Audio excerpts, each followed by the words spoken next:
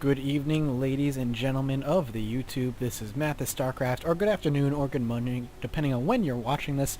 We are going to be watching now Game 4 of this best of 5 between Sonder and YAOSunTzu, being part of Team Yao. That's YAOSunTzu, of course. We will be watching this. I'm very excited. Sonder is currently up 2-1. He, in the first game, did a very Destiny-styled Infestor Zergling mix. Game 2, he decided to go Ling Muta. Game 1 he won, by the way, with that quite heavily with the fungal growth. Game 2 he did a more traditional Zergling, Baneling, Mutalisk mix. Kind of sacrificed his army a little too much in the beginning, pushed a little too much into his YAOSunTzu's army, and lost a lot, particularly most of his Mutalisks, which really did a lot of damage to him as the siege tanks were going unchecked at that point. Game 3 we saw Sonder go back to his Zergling Infestor mix, and then late game going Broodlords, and found massive success with that, and actually took game 3.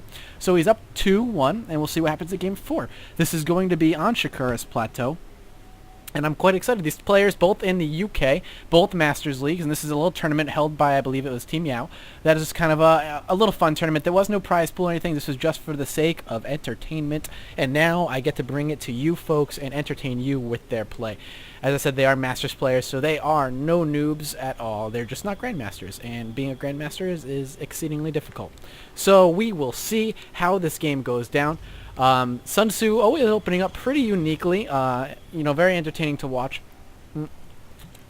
I will be drinking iced tea, as this is my second cast, I believe, in a row, potentially third. I'm trying to think if I had another cast before this. So we'll see what he decides to do. Sonder's typical opening is spawning pool before hatchery, and it looks like he's going to do something similar as the spawning pool is going down. I don't think he's deviated too much from this build, as it typically goes spawning pool, hatchery, gas. So I would not be surprised to see that again, as that has been his staple, so to speak. And he does know that this is where YAOSunTzu is going to be, so he doesn't have to worry about too much about searching it out. And I like the fact that he saw him and pulled his Overlord right on back. So YAOSunTzu has no idea that he's over there, so he's going to be sending his SCV all over the place, and we'll find him after most of everything has been built. And the spawning pool will be up before the scout gets there, so Zerglings should be well on the way by the time it arrives. We are going to be having a tech lab dropping down right away for YAOSunTzu. Very curious as to what this could mean. Potentially some Reaper Harass, as he did do that in the first game. Reaper Harass proved pretty effective.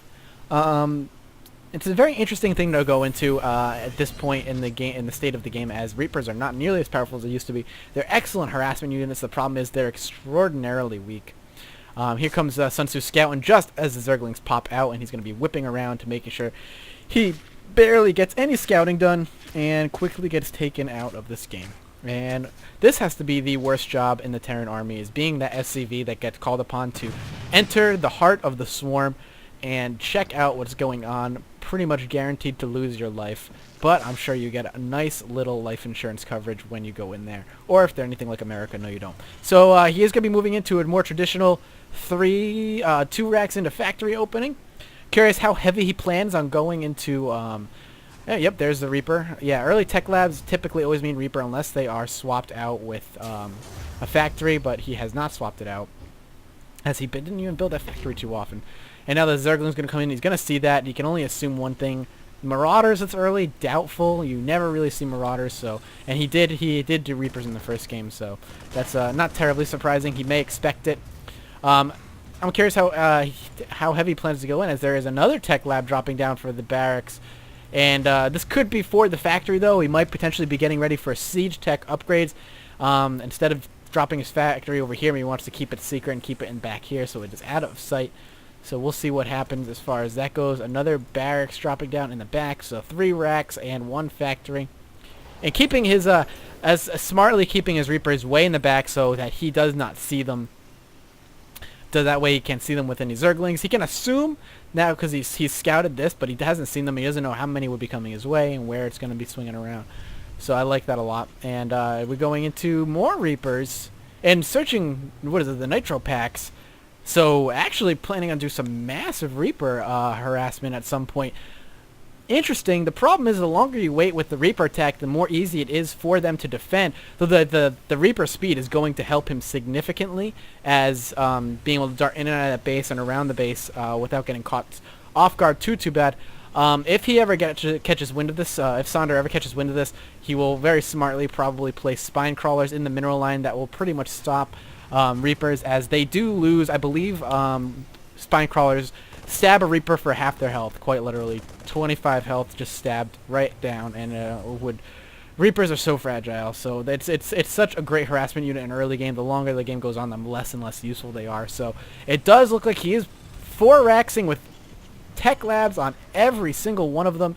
That is such a dedication to this build. This is either going to pay off en masse or it's going to hurt him terribly, as this is such a huge investment early on. 50 minerals, 50 gas per Reaper.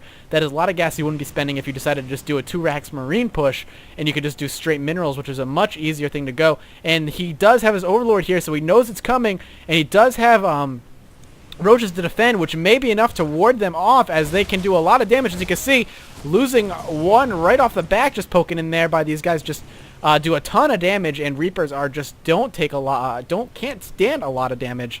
Just trying to fix my frame rate a bit. I apologize if you saw a little jump there. I'm trying to pause it, as I did start Fraps after I started StarCraft, so it is going to hurt. And there he goes, bam, actually doing exactly 50% health as it did. He is going to be losing some of the Spine Crawler, but smartly having a Spine Crawler here, really warding away, not allowing those Reapers to get into that middle line too well. We're going to be pushed back by those Roaches just out of range of the Spine Crawler, but that's fine.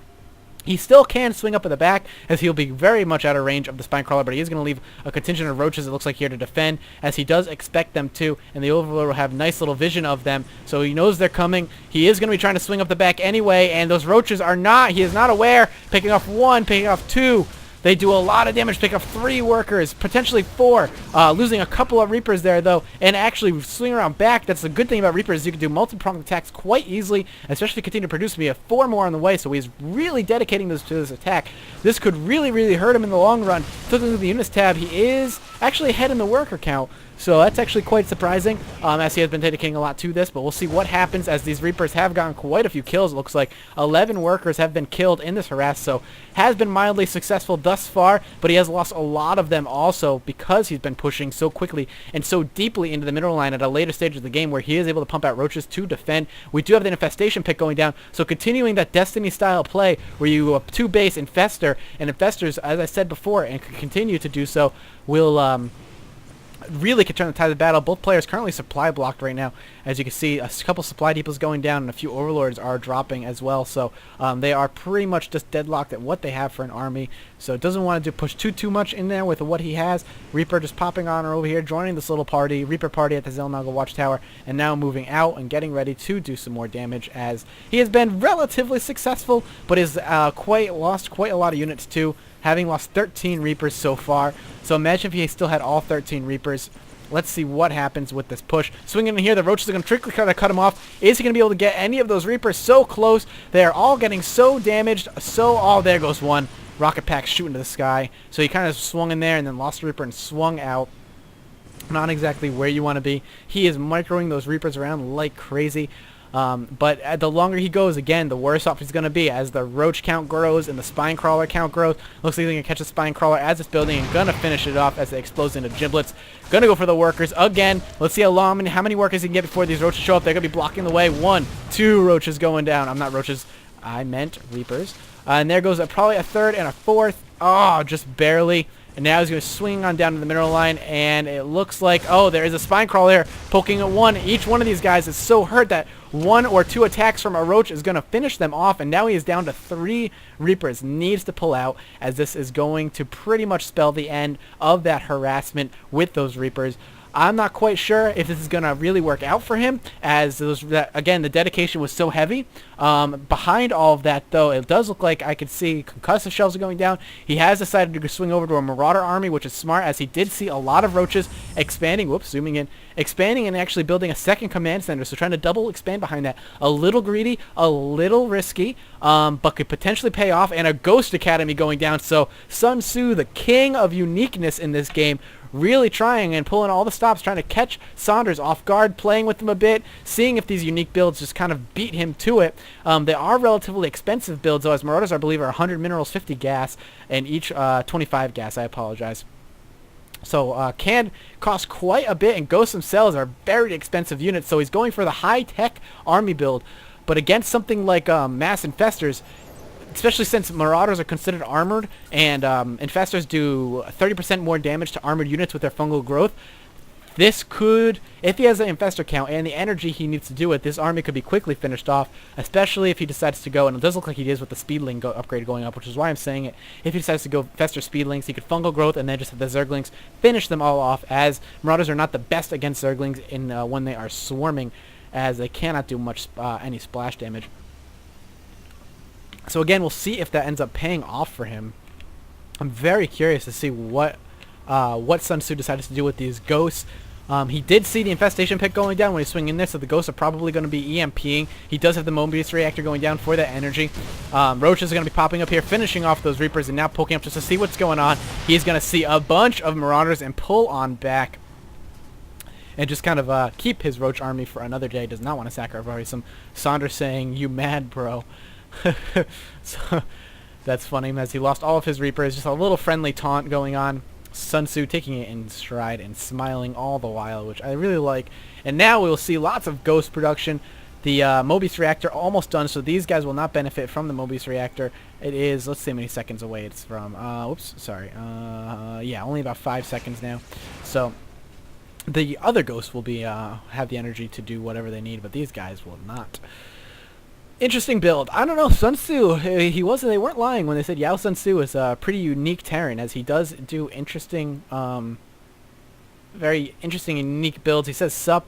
I think it was because he flew his command center by the Overlord, so he was able to see that, and just saying hello as he flies on by, grabbing his third, so double expanding. A lot of minerals went into this. I'm curious if this is going to pay off. It's very greedy, as I stated before. He's going to swing under there just to prevent the landing. I like that maneuver, just getting up there to stop it from landing, pick off a couple of SCVs in the process. Very unique, very not unique, but very nice stop there by Sonder. I like that a lot. YAOSunTzu just going to be a little aggravated, pulling his Marauders in there, just going to finish them all off, and now these guys are just going to kind of swing in here, finish up those Zerglings. They're not going to get any damage done, except for a little bit done to one of the Marauders, but not enough. And Sonder, all the while, getting his army mixed up, and here we go. His fungal growths are going to be completely ready for this. The encounter here, as always with these big encounters lately, could spell the end for either one of them, depending if YAOSunTzu can hold this attack off. He will be in great shape. Taking out that army, having expansion behind that, the greediness will have paid off, and now he's going to swing in and EMP, but only grabbing 2 of them, as he does have quite a few Infestors. That's not going to be enough. Scanning just to see exactly how many are in there, and doesn't want to lose these ghosts, but it looks like they may be picked off by these Roaches, but no, he's going to come in for the save with the rest of them. Is he going to lose any of those ghosts? Yes, he is, and they have quite a lot of energy as well. There goes one of them, screaming his death and burning into an acidic death. There goes another one. So again, if he can hold this off, which it looks like Sonder has backed up, this could be very good for him. Sonder replying with a few Mulists to take care of these guys, as the only things that can hit air are the few Marines he has and the Ghosts. And here we go. Big encounter, picking off what he can. There goes a Marauder and another Marauder, all very close to dead. Throwing another EMP, but barely hitting only one of them. And there goes the fungal growth, catching a bunch of them off guard. They're going to finish off all those ghosts, as the EMPs are now going to be useless. And now these Infestors are going to be even more deadly. And YAOSunTzu says, really? So, a little frustrated with that missed opportunity EMP and losing all of those ghosts. So we'll see what kind of position he's in. Sonder's in actually a very good spot right now. If he pushes right now, he could do a lot of damage. Don't want to let any more ghosts join this army, as the EMPs could really shut this army down, and the Marauders will quickly wipe up those Roaches. You can see they're quite hurt from that fungal growth, but not hurt enough where if the EMPs hit all of those Infestors, that they won't be able to fight off those Roaches. So this is a very interesting standoff. One way or the other, this is going to end the game for YAOSunTzu. If he can hold this, I keep saying this, but I'm going to say it again because it's very important. If he can hold this as the push is on its way right now, he will be in amazing shape. Taking a look at the worker count, it is 60 to 52. He's already ahead in the SCV count. But as I said, Infestors are so good, and Destiny, Root Destiny, or just Destiny now, has really lent this style to a lot of Zerg, and there's a lot of Zerg have been picking it up and using the style to their benefit. The Infestors, Destiny, I believe he said in the recent Day 9 Daily, is that his whole goal is to show that a 200-200 army can be equal to a 200-200 army of Terran and Protoss, along with a Terran's 200 army, as Infestors really do turn that tide of battle. And here we go. All the fungal growth. He even brought all of his SCVs in here. He shouldn't have brought all his SCVs. I could lose all of them here, as my Fraps decides to make this a slideshow to show all of the damage being done. Look at that army is all red now. Those fungal growths are wiping up that army. Oh, that's going to be it for YAOSunTzu. There's no way. After losing all of those SCVs, going down to 12 SCVs. That is showing you the power of infestors, fungal growthing the rest of it, and just throwing infested Terrans just to stop him. And YAOSunTzu GGing. Sonders winning this best of 5, 3-1. Good job, Sonders, and thank you, Team Yao, for allowing me to cast this very cool little best of 5 streak. Really, that infestors are so good, man. So good if used properly. And honestly, it didn't help that YAOSunTzu, though I liked his unique build and his unique playstyle this game, it ultimately hurt him in the end, but you don't know until you try, man. You don't know how devastating a unique build can be, especially if the enemy's caught unawares of it. But that's why also a lot of the time you'll see walling off has become a little bit different. A lot of the time you don't see now the Terrans have been adapting to not put a barracks as part of the wall off, because if you scout a Terran that is walled off, just seeing what they have as an add-on for their barracks can give away what tech they plan on doing. And I think that was a little bit of what was happening here, is that he did see a tech lab go down right away, and YAOSunTzu did do Reapers first game. So he kind of predicted, I think, what was coming. A lot of the wall-offs have been more just just like supply depot wall-offs and whatnot, but sometimes it's a little hard with a wider ramp to do something like that. But either way, thanks a lot, Team Yao. I hope you guys enjoyed this. I apologize if I sound tired today for casting these, as I did work quite a long time, and I worked quite a few days in a row, and I have a lot of so I've been really busy with a lot of family get-togethers and stuff too. So I've been very, very tired. I apologize, but I wanted to get these casted as I will not be home tomorrow. And then next cast, you'll see me, another Mathis versus the Ladder should be popping up very, very shortly. And I do have planned, I have quite a few pro games I want to throw out there that I have sitting in my replay folder that I need to get casted as well. As always, guys, thank you for listening to my cast. If you haven't already, please subscribe if you even mildly enjoy this. And I will see you guys next cast.